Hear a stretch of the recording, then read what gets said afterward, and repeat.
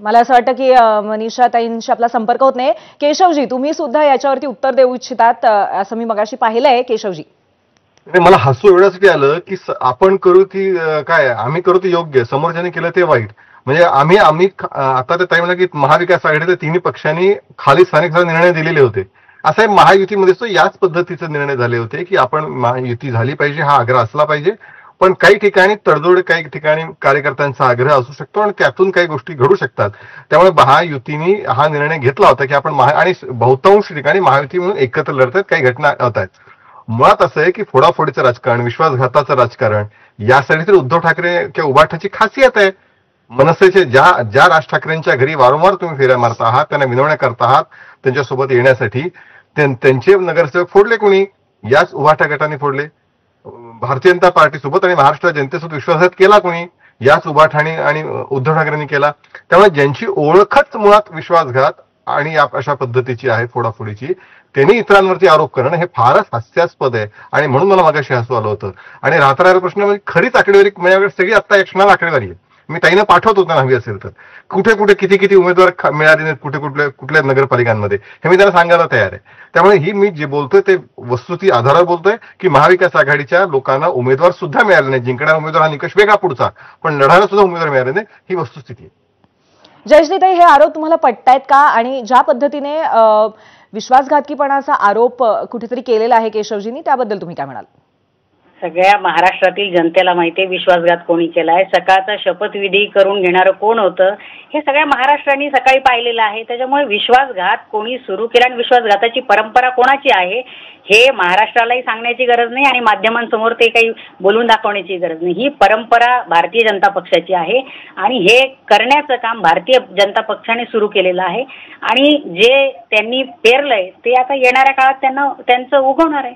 कारण भारतीय जनता पक्षाने सुरुवातीला विश्वासघात केला. 25 वर्षांची शिवसेनेसोबतची माननीय उद्धवजी ठाकरे साहेबांसोबतची मैत्री तोडण्याचं काम भारतीय जनता पक्षाने केलं. एक काळ होता की भारतीय जनता पक्षाला महाराष्ट्रामध्ये पाय ठेवायला जागा नव्हती. त्यावेळी आदरणीय पक्षप्रमुख त्या ठिकाणी बाळासाहेब ठाकरे असतील यांचा हात धरून भारतीय जनता पक्ष हा महाराष्ट्रामध्ये तुम्ही मोठा भाऊ म्हणत होते.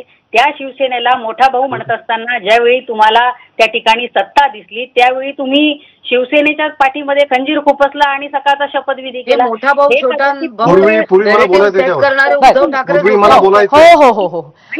जयश्रीताई, तुमचा मुद्दा कळलेला आहे आणि केशवजींना याच्यावरती बोलायचं आहे, पण केशवजींकडे जाऊया. मनीषाताई नंतर तुमच्याकडे येते. केशवजी, नाही, मुळात असं आहे की महाराष्ट्राला काही गोष्टी स्पष्ट झाल्या पाहिजेत. अत्यंत खोटी, तद्दन भंपक अशी माहिती वाहिनीवरनं जाऊ नये. महाराष्ट्रामध्ये भाजपला कुणी विचारत नव्हता. ज्यावेळी शिवसेनेचा एकही आमदार खासदार नव्हता त्याच्या पूर्वीपासून भारतीय जनता पार्टीचे महाराष्ट्रात नगराध्यक्ष होते, आमदार होते. याचा विसर कृपया पडू देऊ नका. त्याच्यापेक्षा कित्येक पटीने अधिक संख्येने जनसंघापासून भारतीय जनता पार्टीचे नगराध्यक्ष, नगरसेवक आणि त्याचबरोबर आमदार निवडून आलेले. ज्यावेळी युती झाली त्यावेळी सुद्धा भारतीय जनता पार्टीचे आमदार विधानसभेमध्ये जास्त होते. त्यामुळे जणू काय आम्ही तो शेवटी असं आहे, शेवटी युती ही दोन्ही पक्षाच्या गरजेनुसार, फक्त शिवसेनेला गरज नव्हतीच, भाजपलाच गरज होती असल्या भंपक असं नसतं. मुळामध्ये दोन्ही पक्षाच्या एकत्रित येण्याने जर मतांची टक्केर वाढत असेल तर त्या दोघांच्या गरजेतून ते दोन्ही पक्ष एकत्र येत असतात.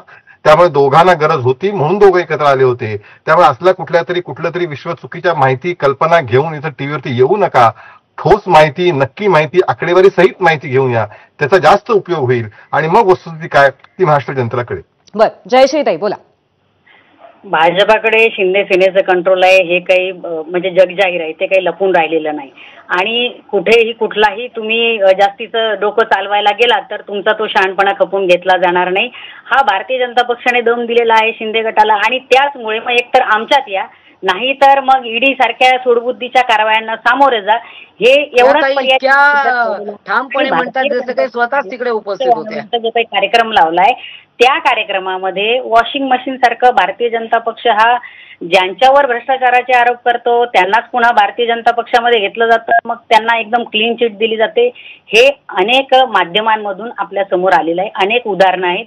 त्या सगळ्या उदाहरणांचा या ठिकाणी उल्लेख करण्याची गरज नाहीये, परंतु सगळ्या महाराष्ट्राला माहिती आहे की भारतीय जनता पक्षाने त्यांचा पक्ष वाढवण्यासाठी मग भ्रष्टाचाराचे आरोप असू द्यात किंवा कुठल्याही प्रकारचे आरोप असू द्यात, त्या आरोपांमध्ये गुन्हेगार असलेल्या लोकांना मग क्लीन चिट द्यायची, त्यांना वॉशिंग मशीनमधून काढायचं आणि भारतीय जनता पक्षामध्ये त्यांना सामावून घ्यायचं, ही सातत्याने त्यांची रणनीती राहिली. बर मनीषाताई, या आरोपांबद्दल तुम्ही काय बोलाल जे भाजपवरती केले जातात, आणि ते पर्यायाने अर्थातच त्याच्यामध्ये शिवसेनेचा सुद्धा एक महत्वाचा भाग आहे. आणि दुसरी गोष्ट म्हणजे आज सोलापुरामध्ये भाजपने शिवसेनेला एकटं पाडलं असं चित्र आहे, त्याच्यावरती सुद्धा तुमचं मत आम्हाला ऐकायचंय.